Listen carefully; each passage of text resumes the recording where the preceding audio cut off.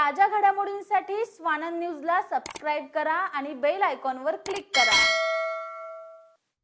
उल्हासनगरच्या मध्यवर्ती पोलीस ठाण्यासमोर गोरक्षकाकडून आमरण उपोषण करण्यात आलंय।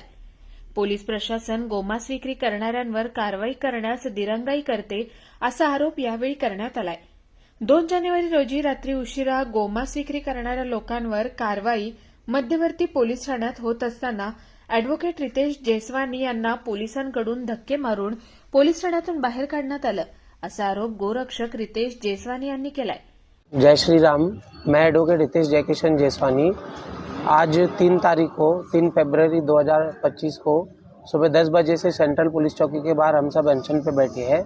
हमारा विषय ये है कि गौरक्षा के लिए हम सब गौरक्षक काम करते हैं, जबकि यह काम पुलिस का है, फिर भी हम गौरक्षक अपनी जिम्मेदारी समझ के गौ सेवा के लिए हम लोग काम करते हैं। उसके बाद भी पुलिस प्रशासन असफल है हम लोग को साथ देने में। यहाँ ये कह सकते हैं कि पुलिस प्रशासन असफल है कार्रवाई करने में, क्योंकि हम सब इतनी मेहनत करने के बाद गौरक्षा के लिए काम करने के बाद भी पुलिस वाले केस तो लेते हैं, पर उसके बाद हम लोग को डायरेक्ट इग्नोर करते हैं, बोलते हैं हमारे हद्दी में नहीं लाने का, या जो भी है। ऐसी कई सारी बातें हैं जो विषय अभी विस्तार में मैं पब्लिकली नहीं बोल सकता हूँ, पर इन शॉर्ट यही कहना है कि गौरक्षकों को प्रताड़ित किया जाता है गौरक्षा के मुद्दे पे।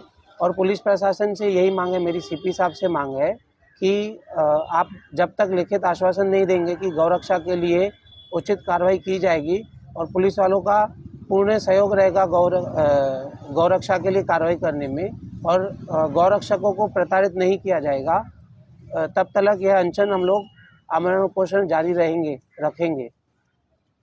एग्जैक्टली हुआ क्या आपके साथ? एग्जैक्टली पिछले महीने जनवरी 2 तारीख को अशोक सम्राट नगर में हम लोग को खबर मिली कि गौमांस बिक रहा है। उस पर हम लोग कार्रवाई करने के लिए मेरे मित्र है गौरक्षक है मनोज गौड़ जी, वो सुबह आए थे यहाँ पे सेंट्रल में, इनकी हद्दी में आता है। उनको सुबह से लेकर रात कर दिया कार्रवाई करने में। पहले तो ये बात है प्रोसेस के लिए, ठीक है उन्होंने किया, अच्छी बात है, मैं उनका बहुत शुक्रगुजार हूँ कि कार्रवाई तो किया कम से कम। पर उसके बाद वही दिन रात को 11:30 बजे मुझे यहाँ के लोगों ने धक्के दे के बाहर निकाला है विदाउट एनी रीज़न, क्योंकि हम लोगों ने गौरक्षा के लिए आए और जानबूझकर कोई ना कोई कारण लेके हम लोग को मुझे धक्के दे के पर्सनली बाहर निकाला, जबकि मैंने कुछ किया नहीं।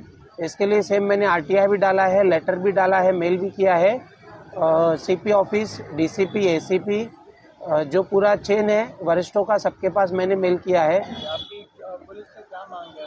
मेरी यही मांग है कि ये दुर्व्यवहार गौरक्षकों के साथ नहीं चलेगा।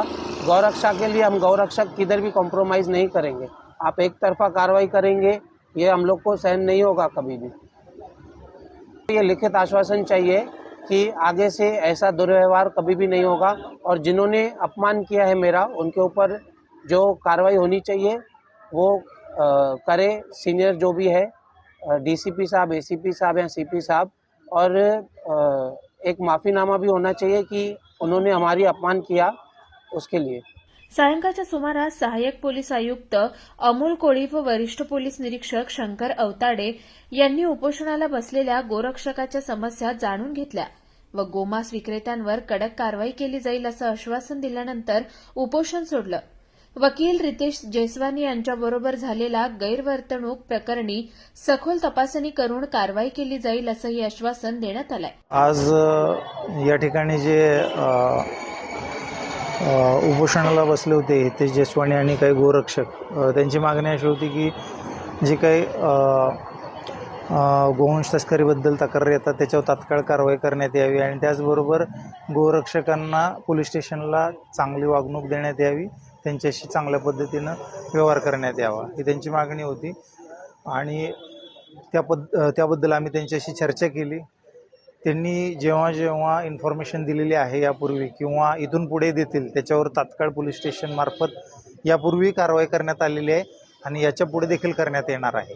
यापूर्वी त्यांनी दिलेल्या इन्फॉर्मेशनवर आपण एकूण 6 गुन्हे दाखल केलेले आहेत। 2024 4 गुन्हे आहेत, 2025 2 गुन्हे दाखल केलेले आहेत।